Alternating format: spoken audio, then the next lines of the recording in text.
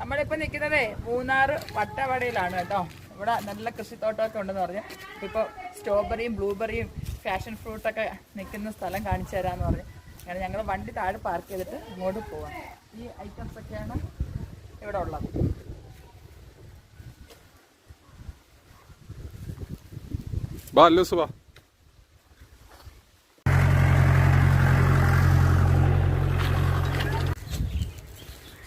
ഇല്ല നമ്മള് ഈ ഇതുണ്ടല്ലോ സ്ട്രോബെറി ഇടാ അതിൽ പട്ട് എടുക്കണം. ഫോട്ടോ എടുക്കണേക്കാം.